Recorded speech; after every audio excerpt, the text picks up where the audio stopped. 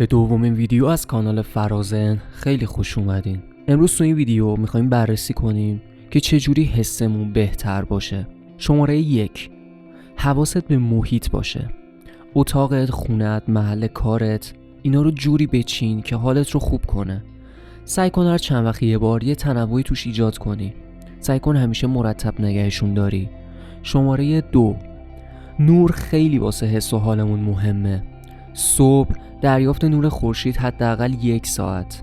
بعد از ظهر شروع کن نور غیر طبیعی رو کم کن. شب حداقل 2 الی 1 ساعت قبل خواب نور آبی رو کاملا بذار کنار. شماره 3، تمرکز رو جدی بگیر. یه تحقیق از دانشگاه آمستردام توی سال 2008 نشون داد وقتی داری یه کاری رو انجام میدی، چه اون کار غذا خوردن باشه، چه مرتب کردن محیطت یا هر کار دیگه‌ای، چه لذت بخش باشه برات چه نه، اگه ذهنت زمان انجامش درگیرش نباشه، احتمالاً بروز افسردگی تا 300% درون تو بیشتر میشه. شماره 4، تصمیمت رو نهایی کن. آپشن های بیشتر، حال بهتر. درسته؟ نه لزوماً. تحقیقات نشون میده وقتی آدم‌ها یه چیز رو انتخاب میکنن و به همون انتخاب محدود میشن، خوشحال ترن تا اینکه بتونن نظرشون رو تغییر بدن. پس اگه راجع به چیزی تصمیم گرفتی، اون رو یه تصمیم نهایی بدون. شماره 5، روابط با کیفیت.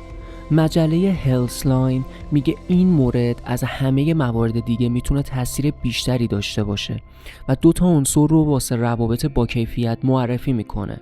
شماره 1، اینکه 1 یا چند نفر از آدمایی که باهاشون احساس راحتی داری رو در شروع روزت از نزدیک ببینی.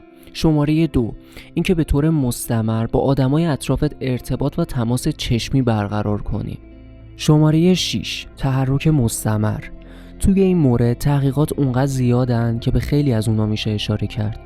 ورزش و تحرک و آزاد کردن هورمون‌های مورد نیاز ذهنمون توسط فعالیت چیزیه که اگه جاش خالی باشه خیلی سریع احساس میشه. من تو این کانال بهترین راهکارها رو برای داشتن یک شخصیت عالی بهتون ارائه میدم. پس اگر از دیدن چنین ویدیوهایی لذت میبرین، حتما کانال رو سابسکرایب کنید، ویدیوها رو لایک کنید و هر نظر و پیشنهادی که دارین برامون کامنت بنویسین.